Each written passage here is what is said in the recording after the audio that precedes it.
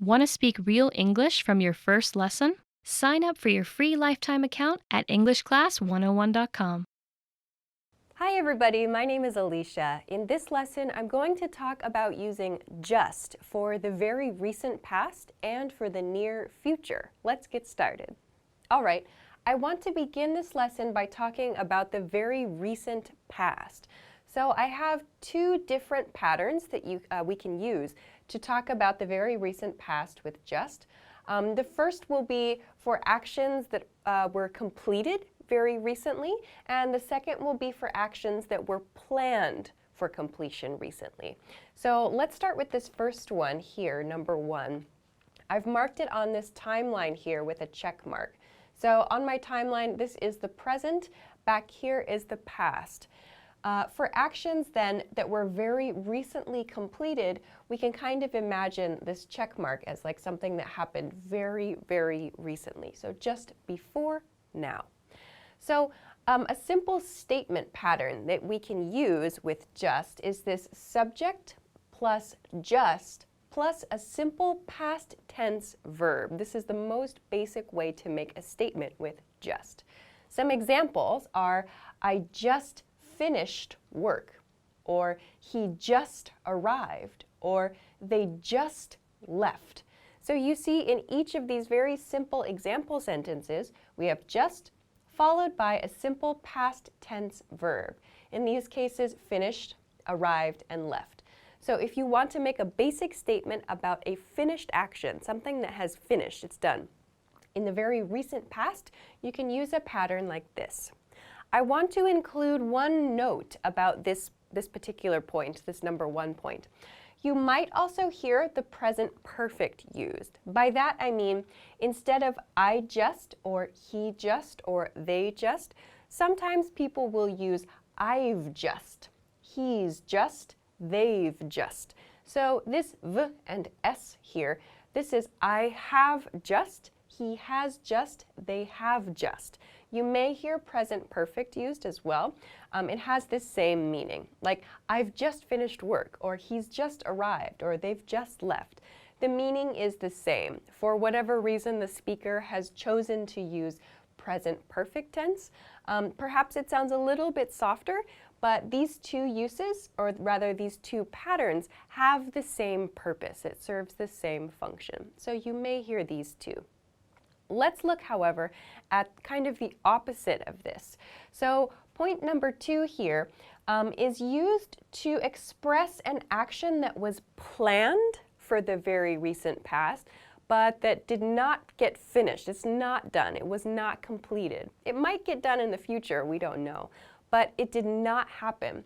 So to imagine this like visually, we can use this X mark in the very recent past. So something just before the present time that did not happen, but we had a plan to do this. So some examples of this, actually I'll introduce in a second, but when we want to make a statement with this kind of grammar, we can use, again, the subject, but we'll use the past tense form of be. So by that I mean the be verb, so that means like was or were, plus just about to. So this is a key difference here between the regular completed action pattern. And then we'll use the present tense form of the verb. So here you'll already notice maybe there are a couple of different points between this and this. So some examples of this in action. I was just about to call you, or we were just about to leave, or she was just about to cancel the appointment. So in each of these example sentences, we see our subject plus the past tense form of the verb to be. In this case, I was, we were, she was. So here's our be verb. Then we include just about to. There's no change in these sentences, just about to, something. And then our verb is the present tense form of the verb. Call, leave, and cancel in these cases. So when you want to talk about something that was planned for the very recent past but that did not happen, you don't need to change the verb. You don't need to conjugate the verb to past tense.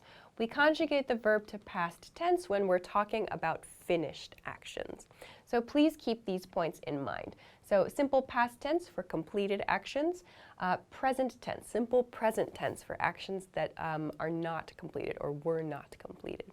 Okay, so with that in mind about the very recent past, I want to talk now about some patterns you can use with just for the very near future.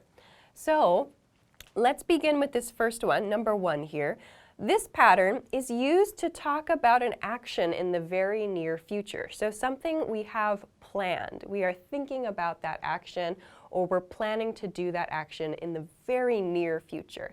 So here on this timeline, we're looking now into the future. So this is my now point.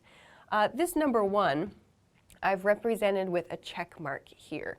So this marks an action that I have planned. I want to do that, or I'm thinking about that action, and I'm going to do it soon. To make a basic sentence with this, a basic statement, we can say subject plus the present tense of the verb to be plus just about to and the present tense form of the verb. So you'll notice actually there's only one difference between this sentence and this sentence, and that's this part right here. In this part where we were talking about the very recent past, we use the past tense form of the verb to be. I was, you were. Here, we're using the present tense form of the verb be. I am, we are. So this is one hint that it's actually a future action. So this will tell you, is it a future action or is it a past action? It's a small point to listen for. Some examples, though, are I'm just about to finish work, or he's just about to arrive, or they're just about to leave. So here, I've reduced it in each of these example sentences, but my be verb is here. I'm is I am, he's is he is, and there is they are. So I'm just about to finish work. He's just about to arrive. They're just about to leave. These tell us something is going to happen very soon. Another point about this is that sometimes native speakers will drop just from this pattern. So I'm about to finish work. He's about to arrive. They're about to leave. These are all fine. They communicate the same thing. It's just the speaker's preference. So you can choose whichever you prefer. Okay, then I want to continue to point 2 for this part. Point 2, let's look at the pattern first, is subject plus the present tense be, again here, plus just, and then we see the progressive form of a verb. So this is something that we use for an action that's happening now, and it's like something that we expect is going to finish in the very near future. So we use just to emphasize this. To visualize this then on a timeline, we can imagine with this kind of wavy line here that something is happening now, and it will continue until the very, very near future. So maybe it stops or it finishes here.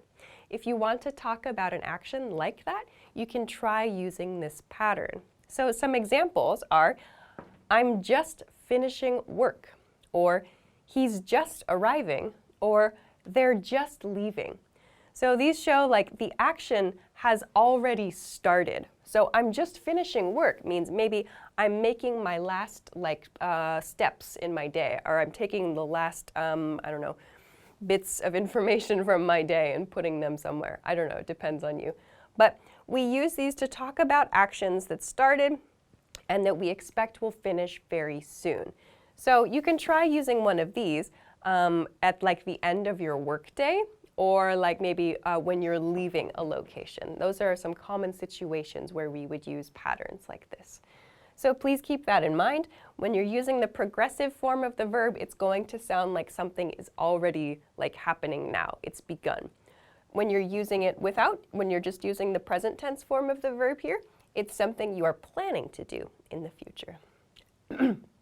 Okay, so that's a quick introduction to using just for the very recent past and for the near future. I hope that you found some patterns that you can use to talk about your recent past and to describe some of the things you're going to do in the near future. Of course, if you have any questions or comments, please feel free to let us know in the comment section of this video. And also, please feel free to leave some example sentences if you want to practice using this grammar. Of course, if you liked the video, please don't forget to give it a thumbs up, subscribe to our channel if you haven't already, and check us out at EnglishClass101.com for some other things that can help you with your English studies. Thanks very much for watching this lesson, and I will see you again soon. Bye-bye.